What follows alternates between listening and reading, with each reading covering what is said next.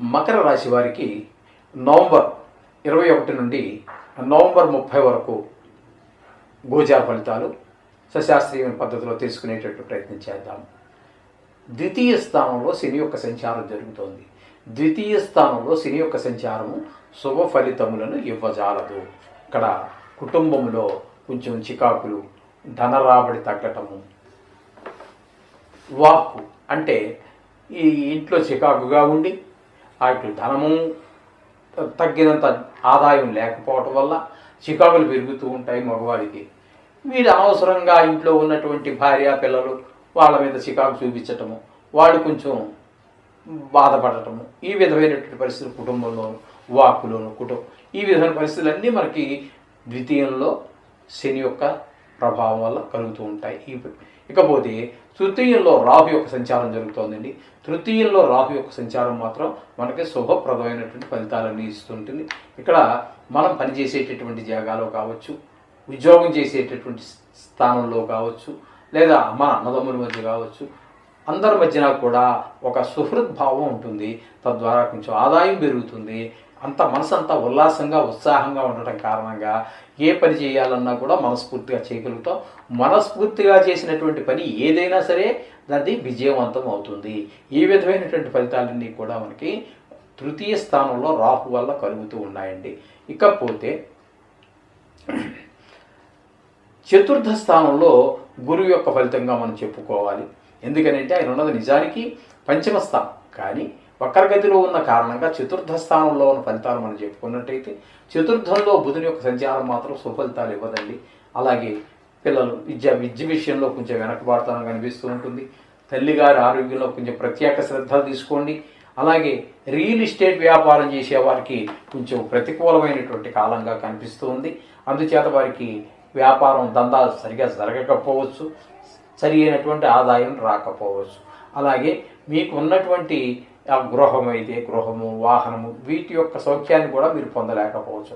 దానికి ఏదో రిపేర్ రావడం, ఇవన్నిటిని మన అనుభవంలోకి రావు. గృహ సౌఖ్యం ఇవన్నీ కూడా మనకి చతుర్థ స్థానంలో గురు యొక్క సంచారం వల్ల అనుభవంలోనికి రావు. ఇకపోతే సప్తమ స్థానంలో కుజుని యొక్క సంచారం జరుగుతోందండి.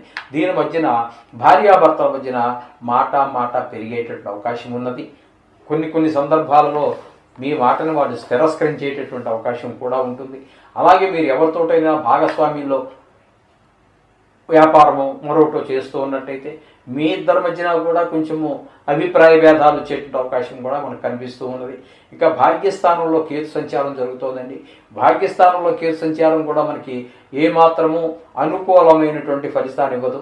మీకు ఉన్నటువంటి ఏవైతే అన్నీ ఉన్నాయి, ఇంట్లో మీ టీవీ ఉంది, ఇల్లు ఉంది, ఫ్రిడ్జ్ ఉంది, అన్నీ ఈ సుఖాలు ఏవి అనుభవంలోకి అనిపించడానికి రాదు. ఏదైనా కప్పుకొని మీరు వారం రోజులు 15 రోజులు ఊరు వెళ్ళాల్సి వచ్చింది. మనం చెప్పుకునేవో 10 రోజులు ఫలితాలు చెప్పుకుంటున్నాము. ఆ 10 రోజులు బయట ఉన్నారు. ఏముంది మీ అనుభవంలోకి ఏమొచ్చేవి అంటే ఏమో చెడిపోయాను కాదు, అక్కడ మీ అనుభవంలోకి రావు. అక్కడ మీరు అక్కడ మళ్ళీ లాడ్జిలో ఇక్కడ దిగాలి, అక్కడ అనుభవిస్తారు, వేరే విషయం. ఇక్కడ ఉన్నటువంటి మీ ఇంటి దగ్గర ఉన్నటువంటి ఈ సౌఖ్యాలను మీరు అనుభవంలోకి రావు. ఈ విధమైన ఫలితాలన్నీ భాగ్యస్థానంలో కేతు వల్ల కలుగుతూ ఉన్నాయి. ఇకపోతే ఏకాదశ స్థానంలో రవి బుధులు ఇద్దరు ఉన్నారండి. 2 గ్రహాలు కూడా మీకు అత్యంత శుభప్రదమైనటువంటి ఫలితాలు ఇస్తూ ఉంటాయి. ఏకాదశ స్థానం కాబట్టి ఆదాయం పెరుగుతుంది. అన్నదమ్ముల వాళ్ళ మధ్యలో సుహృద్భావం ఉంటుంది. ఏ వ్యవహారం చక్కబెట్టాలనుకున్నా విజయవంతంగా పూర్తి చేయగలుగుతారు. అలాగే అన్ని రకాలుగా చాలా బాగుంటుందండి. ఈ రవి బుధు ఇద్దరు కూడా 2 గ్రహాలు కూడా ఆరోగ్యం. రవి అడిషనల్గా మనకి ఎక్కువగా ఇచ్చేది ఏంటంటే ఆరోగ్యం బాగా ఇస్తూ ఉంటాడు. బుధుడు అది ఆరోగ్యం గురించి ఆయనతో ఇవ్వలేడు, కానీ మిగతా అన్ని రంగాల్లోనూ కూడా ఆయనతో సమానంగా పోటీగా పడుతూ ఈ రవి బుధ ఇద్దరు పోటీగా మీకు శుభాలు కలగజేస్తూ ఉంటారు. ఇకపోతే వ్యయస్థానంలో శుక్రుడు, ఇది ఒక విశేషం. వ్యయస్థానంలో నవగ్రహాలలో ఏ గ్రహము కూడా ఒక్క శుక్రుడు తప్పించి ఏ గ్రహము కూడా వ్యయస్థానంలో శుభ ఫలితములు ఇవ్వజాదు. గోచార రీత్యా అది శుక్రుడు ఇస్తాడు. ఇక్కడ ఈ మకర రాశి వారికి ఇక్కడ మీకు జరుగుతున్నది ఏంటంటే వ్యయస్థానంలో శుక్రుడు ఉన్నాడు. ఈ వ్యయస్థానంలో శుక్రుడు ఉండడం వల్ల చాలా సుఫలితాలు ఉంటాయి. లలిత కళల విషయంలోనే కాదు, శయ్యా సుఖం అంటే ముజరుడు అయిపోయి అంటే అలా అవన్నీ వద్దండి, ఎక్కడికో వెళ్ళవద్దు. శయ్యా సుఖం అంతా బాగుంటుంది చాలా చక్కగా. మిగతా వయసులో ఉన్నటువంటి వారికి అందరికీ కూడా అంటే ఎక్కడో ఊరు క్యాంపుకి ఏం వెళ్ళిపోయాడు అనుకోండి, శయ్యా సుఖం అంతా లాడ్జ్లో పడుకుంటాడు, అక్కడ పని చూసుకొని ఆఫీస్ పని చూసుకొని, అవి కాదు.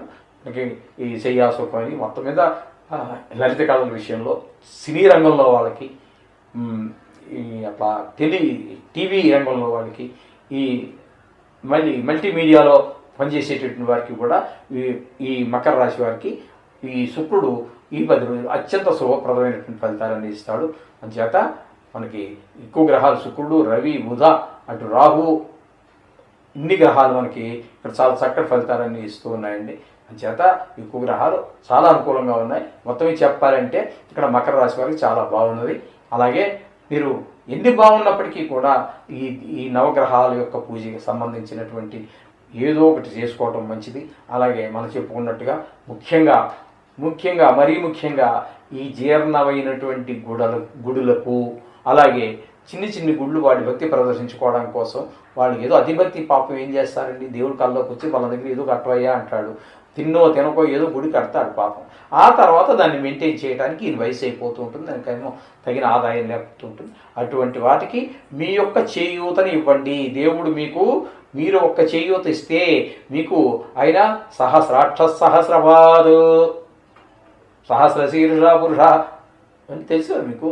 మీరు ఒక్క చెయ్యి భగవంతుడికి అలా అటువంటి గుడికి ఇస్తే ఆయన 1000 రకాలుగా మీ యొక్క జీవితానికి మేలు చేస్తాడు. ఇందులో సందేహం లేదు. నమ్మండి అంతే. మీ జీవితం చాలా చక్కగా సజావుగా సాగిపోతూ ఉంటుంది. అందులో ఎటువంటి మరొక అభిప్రాయానికి తావే లేదు. కాబట్టి ఈ విధంగా చేయండి. శుభం భూయా.